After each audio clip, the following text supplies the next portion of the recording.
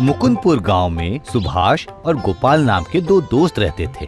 सुभाष बहुत शरीफ आदमी था और मेहनती भी था, और दूसरी तरफ गोपाल बहुत ही आलसी था। सुभाष के इतने समझाने के बाद भी गोपाल एक भी काम नहीं करना चाहता था। एक दिन गुस्से से सुभाष गोपाल को बुला के कहता है, क्या नसीब पाया है तूने, दिन भर घर पर ही बैठा रहता है, कुछ काम धंधा नहीं है। कौन बोलता है कि मैं बैठे रहता हूँ? मैं भी तो काम करता हूँ। तेरा तो एक ही काम है, बैठ बैठ के खीर खाना। और क्या काम करता है भला? नहीं, आज खीर नहीं बनी है, सूजी का हलवा बना है। चल तुझे खिलाऊंगा। मुझे कोई जरूरत नहीं है, मैं तुझे अच्छा दोस्त मानता हूँ इसलिए बोल रहा हूँ। अभी से काम शुरू कर, वरना जिंदगी में क्या करेगा? छोड़ छोड़, इतना अच्छा सुख में रह रहा हूँ, मुझे काम करने की क्या जरूरत है? और मैं क्या काम करूँ बता? दुनिया में कोई काम की कमी है क्या? मेरे साथ ही काम कर। मेरे घर में 4 गायें हैं, उनका गोबर साफ कर, उनको चारा दे, तबेले की देखभाल कर, बहुत काम है। दूध निकालना, दूध बेचना, कितने सारे काम तो हैं। कितने सारे काम हैं, बता कौन सा काम करेगा? तू सांड है और तूने 4 गाय पाल के रखा है। मैं तो शेर पालूंगा, लेकिन परमिशन नहीं मिल रहा है। तेरे से बात करने से कोई मतलब नहीं है, अब मैं जा रहा हूँ।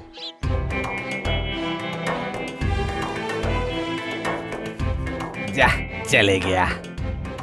और उस दिन के बाद से गोपाल और सुभाष के बीच बातचीत बंद हो गई। सुभाष हर दिन अपने गाय भैंस की देखभाल कर रहा था, गांव में घूम घूम कर दूध बेच रहा था।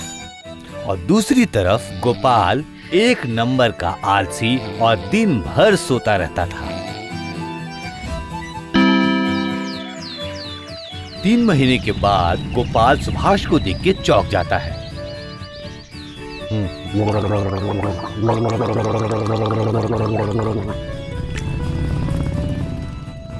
अरे ये सुभाष नए बाइक में बैठकर दूध बेचने जा रहा है। इसने बाइक भी खरीद लिया। देखना पड़ेगा, आज शाम को मिलता हूँ इससे। उस दिन शाम को सुभाष जब वापस आ रहा था तो सामने गोपाल रास्ता रोके खड़ा था। नया बाइक कहाँ मिला इतना पैसा? मेहनत करके पैसा जमा करके फिर बाइक खरीदा। चल घूम के आते हैं। मेरे पास घूमने फिरने का बिल्कुल भी वक्त नहीं है। तुझे मैंने पहले ही बोला था कि तू भी कुछ काम कर ले। मैं तुझ जैसा वक्त बर्बाद नहीं करना चाहता। मुझे बहुत जगह जाकर दूध पहुंचाना है। नया बाइक खरीद के पुराने दोस्त को भूल गया? मैं तुझे नहीं भूला हूँ। मैं बस एक अच्छे दोस्त के नाते तुझे सलाह दे रहा हूँ कि तू भी कुछ अच्छा काम करके अपना गुजारा चला। और कितना ज्ञान देगा? जा जा, तेरे बाइक में मुझे बैठना नहीं है। मैं भी नया बाइक खरीदूंगा, तब तू देखना, तू भी आग की तरह जलेगा।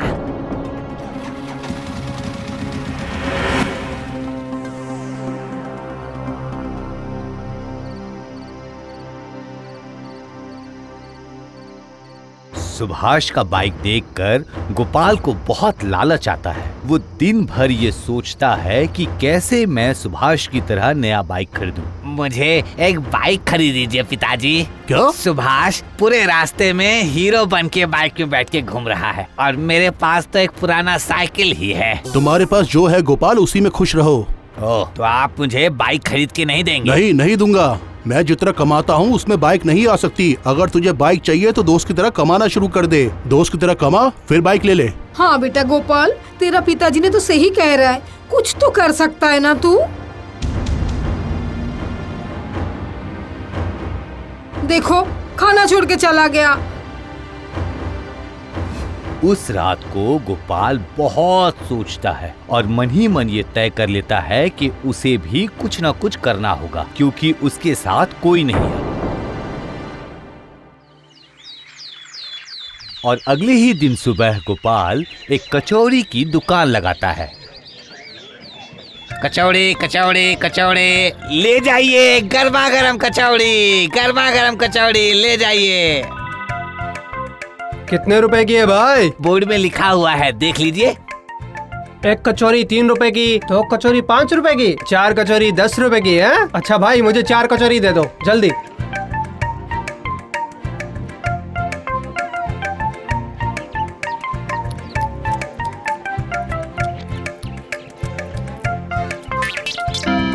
अरे वाह, बहुत अच्छी कचौरी बनाई है आपने, गरम गरम एकदम स्वादिष्ट। अपने घर के लिए भी ले जाइए भैया जी। ऐसा कीजिए, 8 कचौरी और दे दीजिए। हाँ हाँ, बिल्कुल बिल्कुल।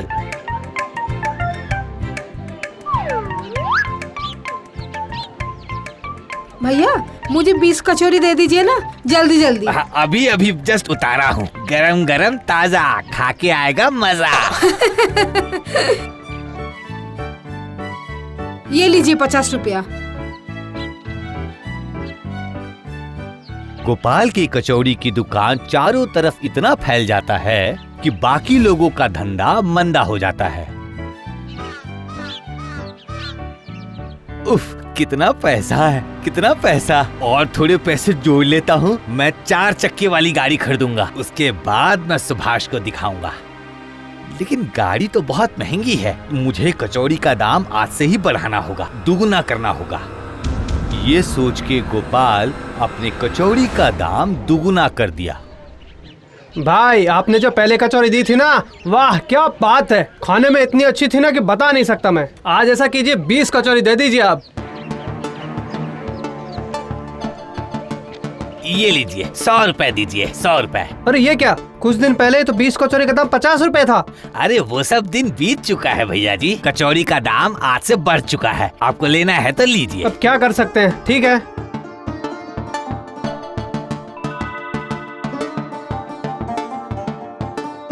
और इसी तरह से गोपाल लोगों को तरह तरह से ठगना शुरू कर दिया। कोई कचौड़ी घर लेकर जाता तो उसे कम कचौड़ी देता, और ये बात गांव के जमींदार के कान तक पहुंच जाती है। और ये बात कितना सच है ये जानने के लिए जमींदार आदमियों को भेजते हैं। हमारे लिए 30 कचौरी लेके आ, हम सब मिलके खाएंगे। जा जल्दी जा, 150 रुपए का लेके आ, जा जल्दी जा जा। जी हुजूर।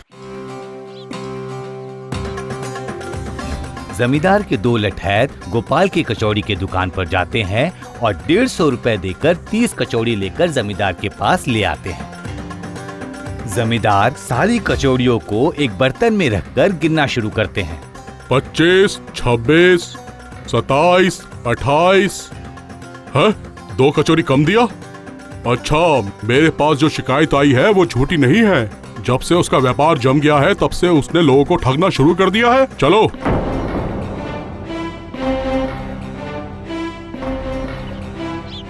उसी समय एक भिखारी गोपाल से कचौड़ी की मांग करता है। ये सारी घटना जमींदार अपने दोनों लठैत के साथ पेड़ के आड़ में छुपकर देखते हैं। मुझे 2 कचौरी खिलाओगे बेटा? हाँ हाँ क्यों नहीं खिलाऊंगा, दीजिए 10 रुपए दीजिए। लेकिन बेटा मेरे पास तो सिर्फ ये 2 रुपए हैं। 2 रुपए से तो सब्जी भी नहीं होगी, इसके लिए 10 रुपए लगेगा, नहीं तो आप जा सकते हैं।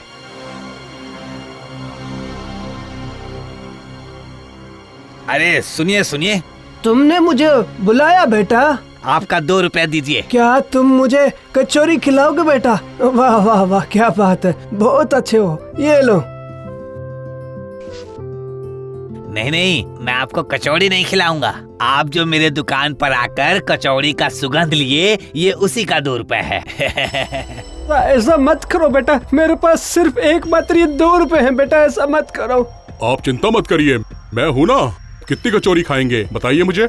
ये लो ये लो, ये है 100 मोहरे, ये आपके हैं बूढ़े चाचा, आप रोज आके कचौरी खा सकते हैं।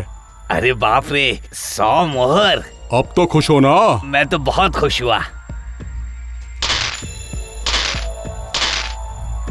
उफ, इतना सारा मोहर, मोहर की खनक कितनी सुंदर है। हे, अभी तू अपनी कचौरी की दुकान मुझे दे दे, सुना नहीं? ये कैसे हो सकता है जमींदार साहब, मैं अपना दुकान आपको कैसे दे दूं? अगर कचौरी की खुशबू सुनकर तुझे 2 रुपया देना पड़ेगा तो तूने तो मोहरों की खनक सुनी है, तो तुझे मुझे अपनी दुकान देनी ही पड़ेगी। जल्दी दे तू मुझे अपनी दुकान। हे तुम दोनों, दुकान जल्दी से उठा लो, चलो। जी हुजूर।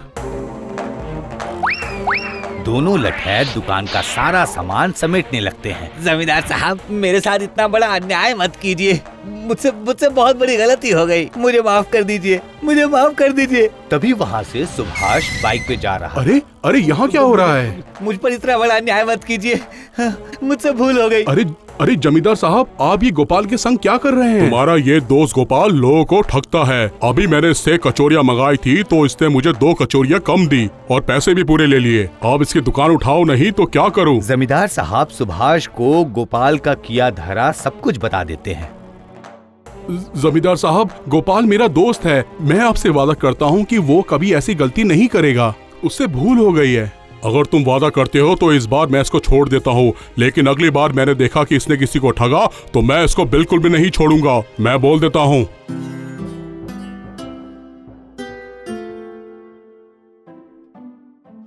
धन्यवाद दोस्त, आज तुम्हारे कारण मैं बच गया। ये बात मैं कभी नहीं भूलूंगा। मुझे शिक्षा मिली है। अब मैं ईमानदारी से अपना धंधा करूंगा, ईमानदारी से। उसके बाद से सुभाष की तरह गोपाल भी ईमानदारी से धंधा करने लगा और कचौड़ी का दाम फिर से पुराने कचौड़ी की तरह ही लिख दिया। उसके दुकान पर भीड़ फिर से जमने लगी।